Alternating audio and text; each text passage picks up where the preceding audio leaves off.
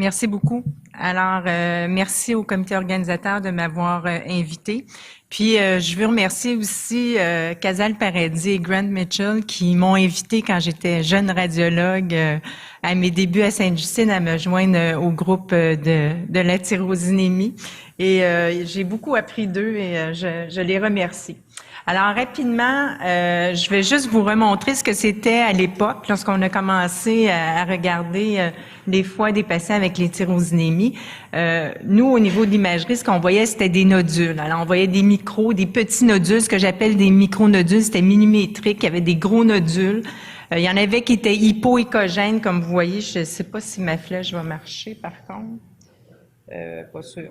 En tout cas, ce qui est hypo, c'était, il y avait des nodules qui étaient hypoécogènes qu'on appelait. Hyperécogènes, c'est ce qui est blanc. Et là, on se disait, mais c'est quoi ces nodules-là? Est-ce que c'est bénin? Est-ce que c'est malin? Qu'est-ce qu'on fait avec ces nodules? Et longtemps aussi avec le pathologiste Dr Rousseau, pour ceux qui s'en rappellent, lorsque à ce moment-là, on envoyait les patients avec tyrosinémie avec nodules à la greffe hépatique, bien là, on essayait de revoir tous ces foies-là, puis dire, ben le nodule qui typo, il donne quoi, puis le nodule qui hyper, c'est quoi exactement? Et en fait, on avait rapporté en 96 chez 30, sur une série de 30, qui avaient été transplantés. Tous ceux qui avaient été transplantés avaient des nodules hétérogènes. Il y avait des nodules hyper-hypo, et il y avait aussi des signes d'hypertension portale, pour dire dans tout ça que dans cette série-là, au niveau du foie, il y avait toutes sortes. Les nodules représentaient en fait soit des nodules de régénération, soit de la dysplasie qui était précancéreux versus des hépatocarcinomes. Alors, c'était difficile pour nous comme imageurs de dire, ben, je suis sûr qu'un hépatocarcinome ou je suis pas sûr qu'un hépatocarcinome parce que dans le même foie, comme vous voyez là, j'avais des nodules de régénération qui sont bénins, j'avais de la dysplasie, puis on avait aussi, chez quelques cas, chez nos 30 cas qu'on a rapportés, vous voyez, on avait eu seulement 2 hépatocarcinomes, on avait eu quand même 6 dysplasies, donc précurseurs d'une tumeur maligne éventuelle. Ça, c'est dans notre série avant le NTBC. Ce qu'on a eu aussi avant dans le NTBC au niveau imagerie, on avait des cas de néphrocalcinose sur notre série. On n'avait pas beaucoup. Nous, on a eu 23% de néphrocalcinose. On avait de l'hyperécogénécité des reins. On avait une augmentation de volume aussi des reins chez certains de nos patients. Des rickets, puis on avait des pancréas qui étaient augmentés chez 5 de ces 30 patients-là. C'est à peu près les trouvailles d'imagerie qu'on avait avant le NTBC, dont les plus importants, naturellement, étaient toujours lorsque les patients arrivaient, y a-t-il des nodules ou pas? Puis, on se cassait toujours la tête à savoir, est-ce qu'on est capable de mieux les caractériser? On faisait l'écho à cette époque-là et on faisait aussi du scan. Et le scan nous amenait un peu la même chose. C'est-à-dire que, comme ici, on voit qu'il y a un foie qui est cirrhotique, qui est très hétérogène.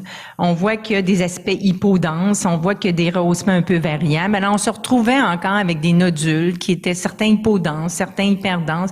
Puis, on se disait, ben, est-ce qu'on est capable, dans ce foie-là, de dire est-ce qu'il y a un hépatocarcinome ou il n'y en a pas? Et, en fait, on n'était jamais capable de spécifier correctement. Et ça, jusqu'avant le NTBC, nous amenait tout le temps à nous mettre la pression que dès qu'on voyait un nodule, bien, vous savez que la suite, on s'en allait vers la greffe hépatique à ce moment-là. Alors, c'est quoi l'imagerie de la cirrhose? Je voulais juste vous dire un peu ce que c'est. C'est qu'en fin de compte, la cirrhose, c'est une fibrose qui s'installe avec des nodules, dont les nodules de génération dans lesquels il y a de la graisse dedans, il y a une partie cellulaire dedans.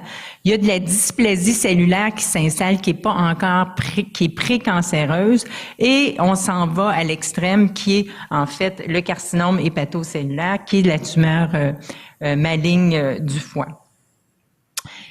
Et par la suite, vous savez, par la suite, est arrivée une autre imagerie, mais un peu après le NTBC, en fait, parce qu'avant le NTBC, on faisait surtout de l'écho et du scan, et là est arrivé le NTBC. Donc, Grâce au NTBC, je vois plus rien, en fait.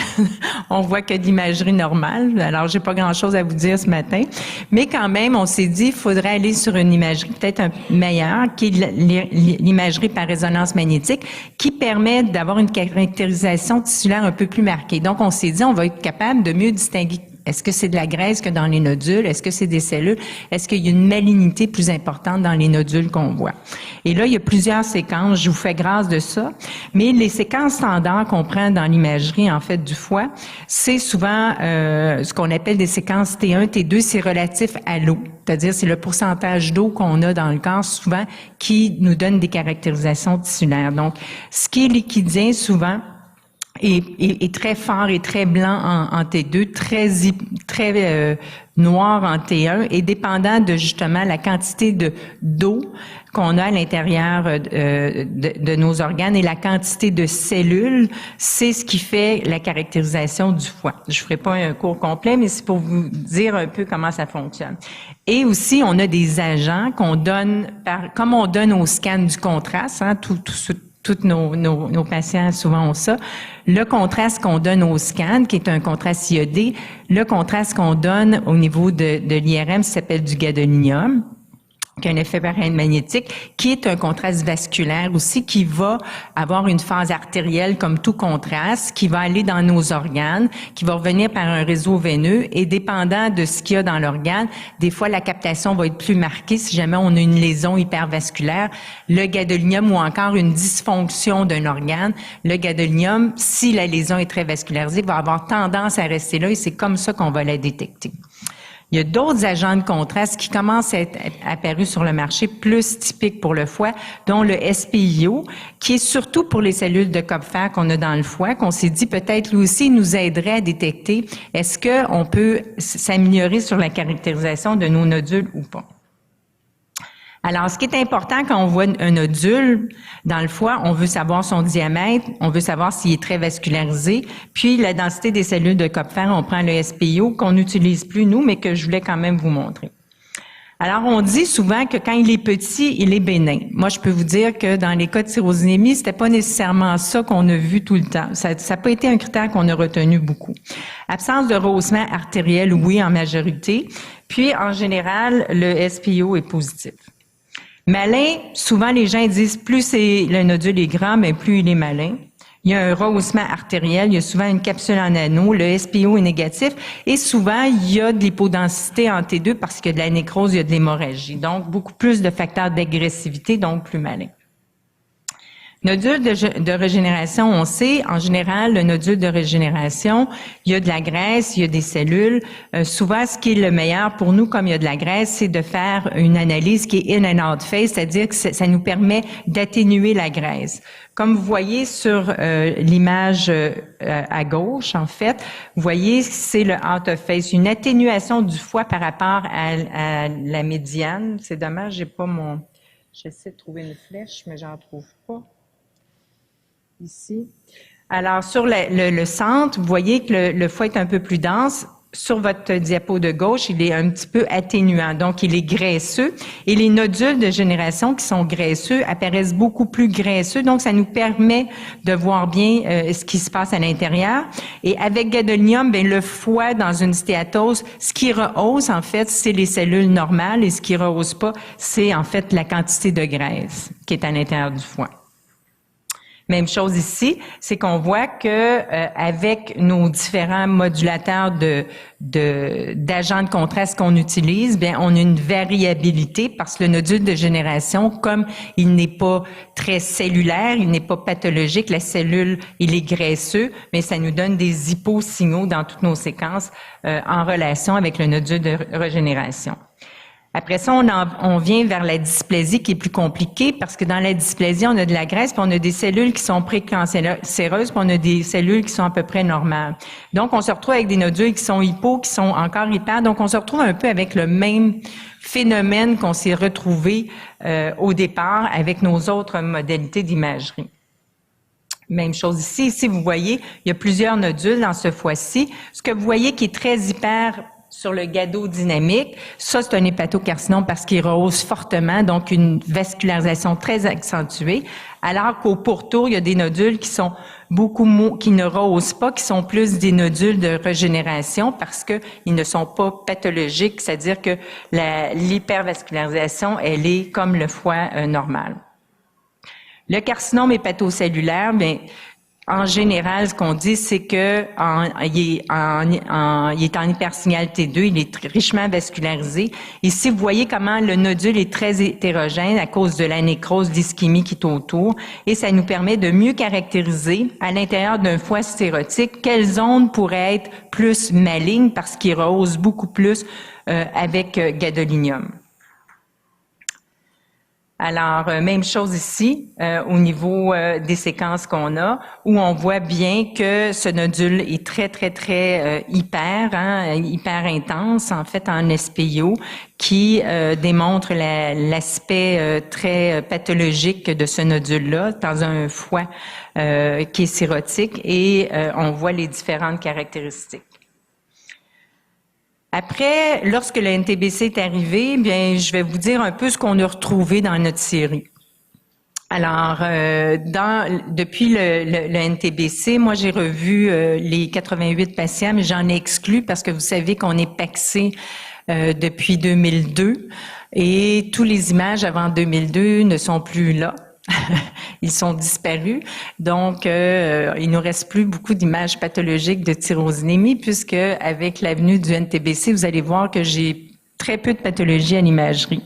Alors, ce qu'on a vu depuis l'arrivée du NTBC chez nos 82 patients qu'il me restait à analyser, il y a eu des kystes rénaux tout à fait banals. Il y a eu 3 cas de néphrocalcinose qui ont été détectés de façon variable et il y en a une qui a été détectée à 13 ans, qui est encore présente.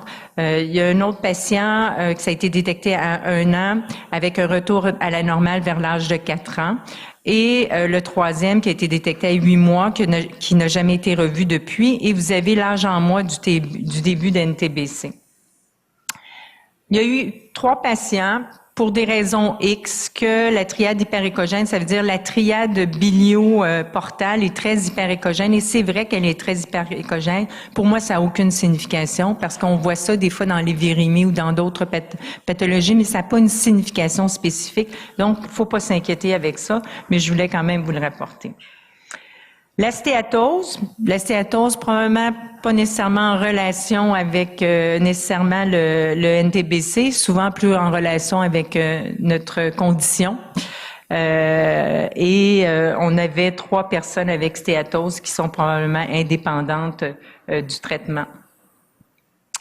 Pour ce qui est des nodules, c'est toujours ça qu'on recherche avec le NTBC. On a 3 patients chez lesquels on a vu des nodules. Ici, un premier patient que le NTBC a été commencé à 8,3 mois. Les premiers nodules ont été vus tardivement.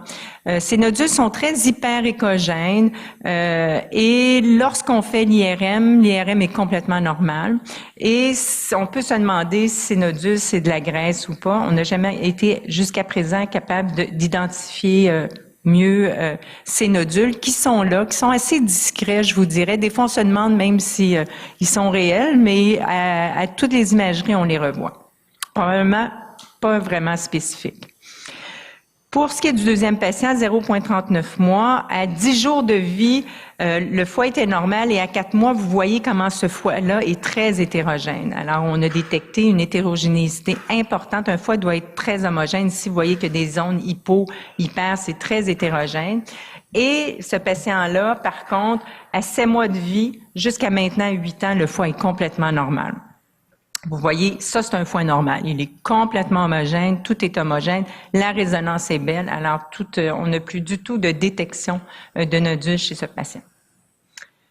Un dernier patient, en fait, on a amené une nouvelle molécule qui s'appelle le Primovis. Dr. Allac vous en a parlé. Le Primovis, c'est un nouveau agent de contraste qui a été utilisé très peu chez l'enfant. La première étude vient de Cincinnati pour le foie. En fait, c'est un contraste qui est pris par les hépatocytes.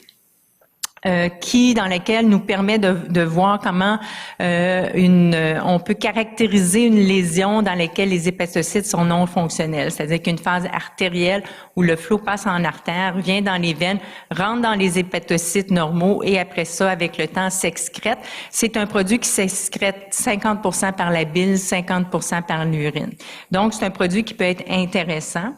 Et si on a des hépatocytes qui fonctionnent pas, on se dit qu'à ce moment-là, le Primovis ne sera pas pris. Donc, en phase hépatique, qu'on appelle lorsque le foie prend notre contraste, le nodule qui serait pas normal, en fait, devrait être en hypo-intensité parce qu'il prendra pas le contraste.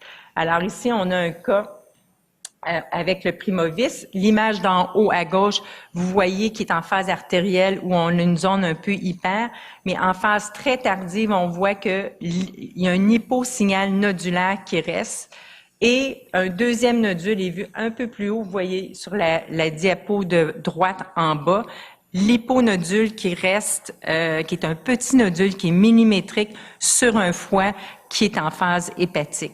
Alors, ça peut être intéressant éventuellement pour mieux caractériser les lésions hépatiques. Encore là, faut faire attention parce que l'imagerie, c'est une chose et c'est pas jusqu'à présent, même lorsqu'on parle aux gens qui en font beaucoup chez l'adulte, dans les hépatocarcinomes, dans d'autres modalités, qu'on parle d'adénome, qu'on parle d'hyperplasie nodulaire focale, qu'on parle d'hépatocarcinome, fibrolamellaires, des tumeurs bénignes malignes. C'est pas rare qu'on a des signaux complètement différents de ce qu'on s'attend. Donc, il faut faire très attention à ce qu'on dit. C'est pour ça qu'il faut une équipe multidisciplinaire. C'est pour ça moi, j'ai besoin de travailler avec les cliniciens, avec tout le groupe pour prendre les meilleures décisions parce que l'imagerie, encore à ce jour, est loin d'être révolutionnaire pour bien déterminer ce qui est malin de ce qui est bénin, surtout dans le foie. Je veux vraiment que vous reteniez ce message-là. Donc, en résumé, post-NTBC, en fait, nous, au niveau des reins, on a eu très, très peu d'anomalies morphologiques. Au foie, il y a 3 nodules. 3 patients qui ont des nodules. Et comme je vous dis encore là, sous toute réserve, parce qu'on n'est pas convaincu de ce que sont ces nodules. La surveillance, 6 mois dans la littérature, nous, on est à 1 an. Je pense que c'est quelque chose à discuter éventuellement, tout le monde ensemble. C'est quoi la meilleure surveillance au niveau de l'imagerie? Alors, merci de votre attention. Je voulais juste vous dire... s'il y a des patients dans la salle ou des parents, je sais que je suis la bad girl du groupe parce que c'est moi qui pique les enfants, c'est moi qui biopsie les enfants, c'est moi qui fais mal, entre guillemets, aux enfants.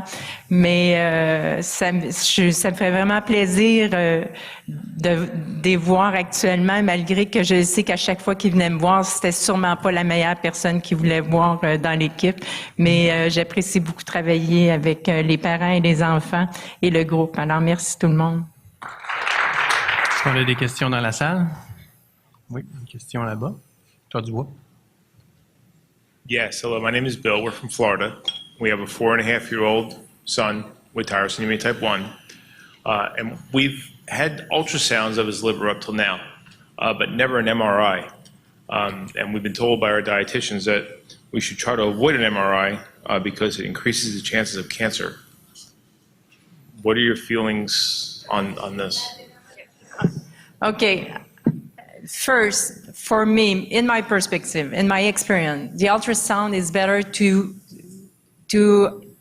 see the nodule. Why? Because the resolution of ultrasound is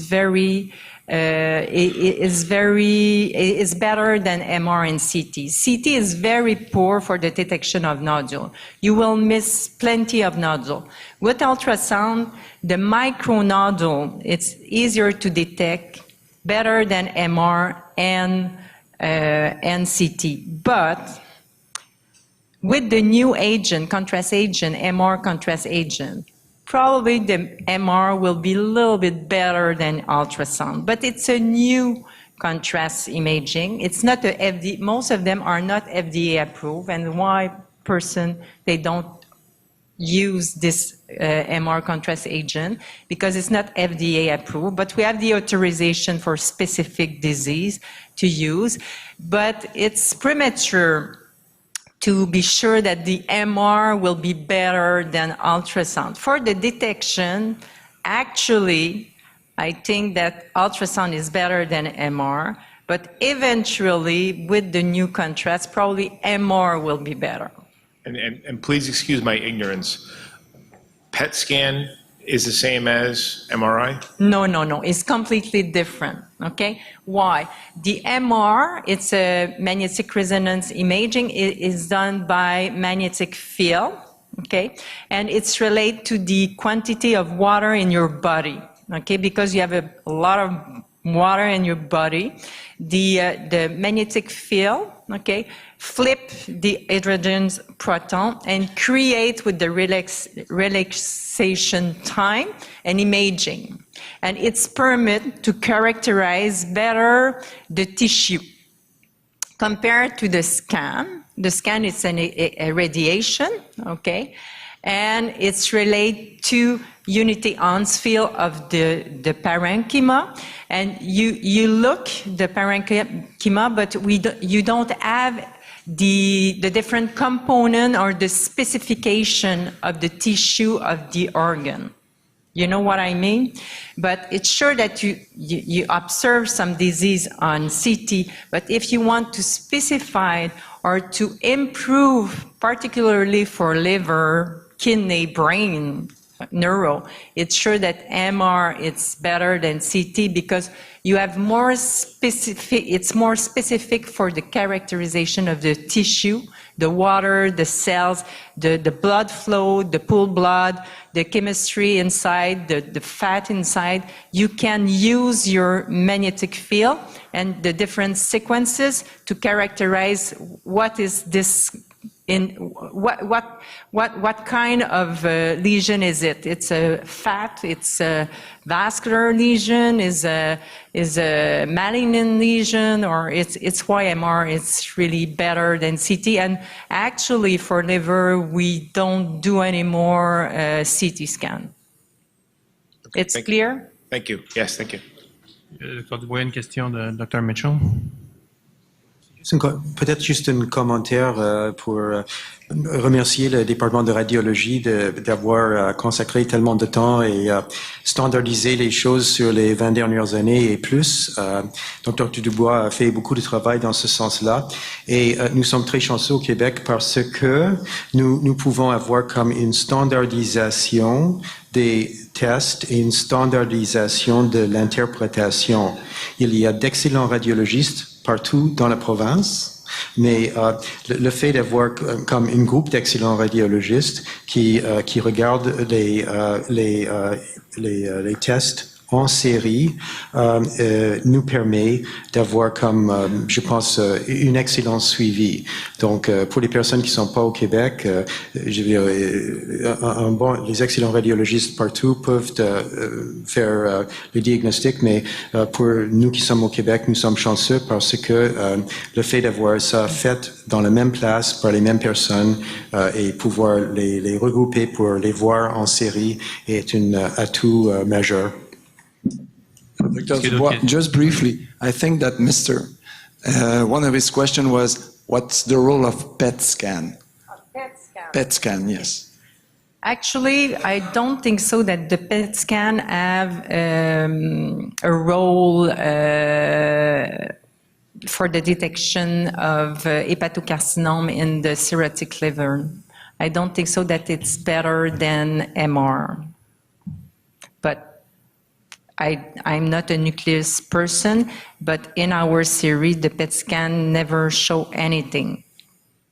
Dr. Rougier. J'aurais une question. Est-ce que vous avez utilisé l'imagerie de diffusion, les IRM de diffusion, comme on les fait pour les IRM cérébrales? Oui. Et est-ce que ça peut éventuellement aider à l'identification d'un nodule? Écoutez, le problème n'est pas tellement d'identifier le nodule, c'est de le caractériser après ça. Et la diffusion, jusqu'à présent, n'est pas assez précise encore pour nous dire ce qu'elle va être meilleure. Ce qu'on pense, c'est que le métabolisme hépatique, d'utiliser des agents de contraste qui vont nous permettre de mieux distinguer le métabolisme hépatique va être encore meilleur que la diffusion. Très bien, merci Dr. Dubois.